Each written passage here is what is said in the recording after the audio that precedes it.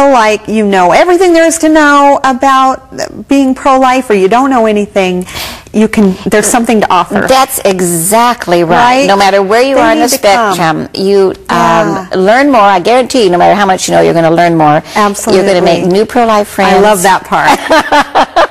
That's the best. That's it. And you're going to go home energized and motivated and ready to go out to where you feel that which niche that you fit in best. Because, like I said, we cover the whole spectrum of pro-life work, and some people love the politics. Some say, "Oh, never again." So, you know, wherever they feel that they want to go, they can go. Thank you, Gail. Okay, thank you.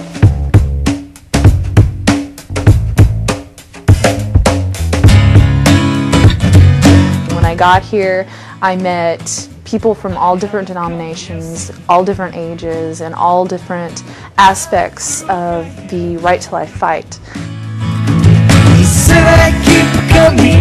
I learned things I hadn't known before, and I could ask questions.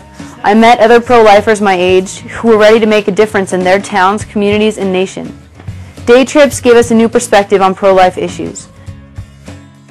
People often say that teens are the future of the pro-life movement, but it's more than that. We feel more excited about being the present. We want to help now. This is my first year at Camp Joshua. I'm really excited to be here, and I've enjoyed myself the whole way through. One of the best things that Camp Joshua has done for me has exposed me to Oregon Right to Life, which is totally different from the other organizations I've worked with. I learned that I had to educate myself on why I was pro-life if I was ever going to tell people about the injustice. I met 13 other teenagers like me from all around the state of Oregon who, like me, were ready and willing to love life and defend life from conception until natural death with their own lives. And we came to Camp Joshua that first night asking Oregon Right to Life, tell us what to do, give us our marching orders. What can we do to help? And they did that. They introduced us to every aspect of the pro-life movement. The legislative, passing pro-life bills one at a time, all in the effort to overturn Roe v. Wade. Education, counseling both men and women not to abort their babies, and counseling those who had suffered post-abortion trauma. I never really realized before I came to Camp Joshua how much an abortion can not only affect the woman having the abortion, but her children and parents and siblings and society. We have to have compassion for these women. We have to have compassion for the men, the fathers, and we have to have compassion for the babies. And that is what will change people's minds about abortion, is the love that we show them. And we need the political fighters. We need the people who are picketing in front of the Capitol, in front of the abortion clinics, because the abortion fight is just like the fight for Jesus. You're either an arm or you're a leg or a finger, no matter what part of the body of Christ you are.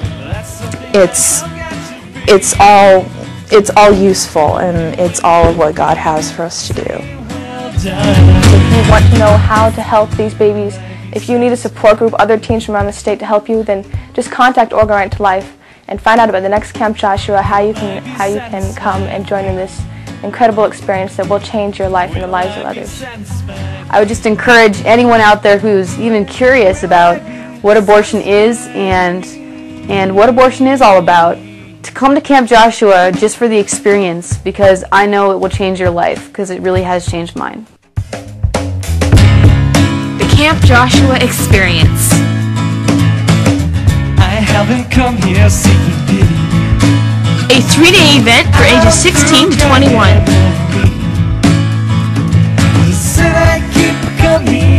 Featuring interaction with influential, knowledgeable leaders, doctors, attorneys, professional speakers.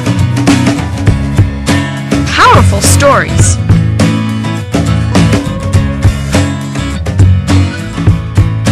Sponsored by Oregon Right to Life, Oregon's only organization devoted exclusively to the sanctity of life.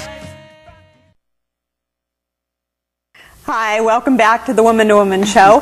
And And, you know, that was a fun video. I think I want to go to camp now, but I want to talk about something else that I just love that is going on. Stand Up Girl is a new website you've got, and I guess before we talk about it, we're going to talk about Becky, the girl that people... Is the star of Stand Up Girl, and then people know what we're talking about when we talk about Becky. Right. So now I think we're going to, let's take time out, and let's watch Becky on the video.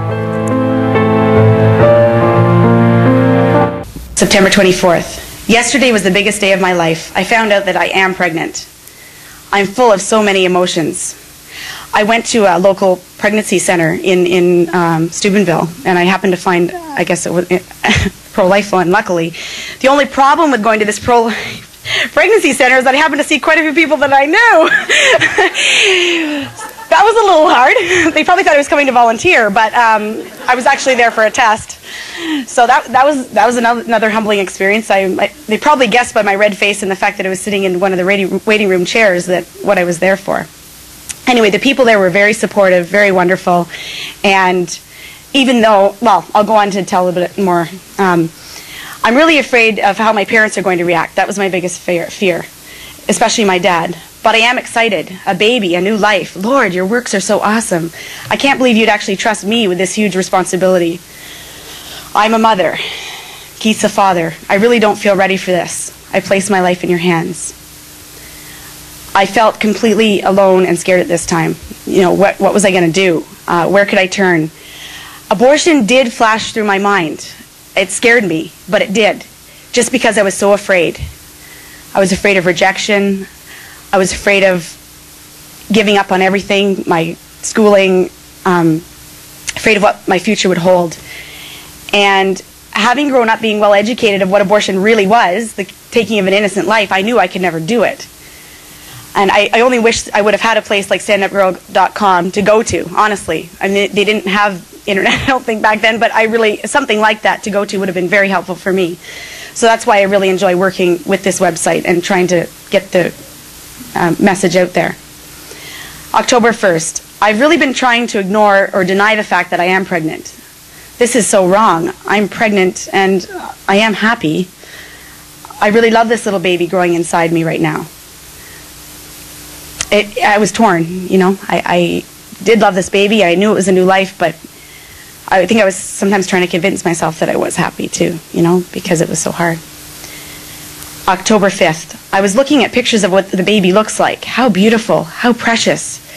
It's hard to believe that there's another human being, another human soul inside my body. I was really trying to wrap my brain around, like I was trying to grab every book out of the library to see my baby and what it looked like, and I just was totally mystified by the whole thing. Despite having watched 7 siblings be born and brought into the world, being in the situation myself as a mother was completely different. October 15th. Keith and I went home. I went home to see Keith for Thanksgiving and also to tell my parents the news. Wow. Obviously, she is a darling girl. And she was speaking at a conference, the Oregon Right to Life conference, and gave a wonderful talk. You know, I love the part where she says, I just found out I was pregnant. I'm a mother. Mm-hmm. That just really got to me because, you know, the people out there, they'd say, well, you're not ready to be a mother. You are already a mother. And isn't that just beautiful, the way she put that? And then when she was writing in her diary, how she said, another human soul is inside of me. That just got me. I love how she put that, and she has so much to give people in this situation. And so they put the little blurb on there at standupgirl.com. Tell me about how this got started and who's coming to this wonderful site that Becky answers their personal letters. I think people don't know. That girl answers every single note that people, strangers, she's helping, and she has a team, and just kind of tell everybody what's going on with this wonderful ministry. It's the most incredible thing I have ever been involved with in my entire life, and that's as serious as I can say to you. It's amazing. And we, as Board of Directors of Oregon Right to Life, probably about 8 or 9 years ago, decided, we're thinking, how can we reach girls in the exact case as that Becky described herself, find themselves pregnant, she described every emotion girls find. I love it. She's scared, she's embarrassed, fearful, a little happy because she's a mother, nervous,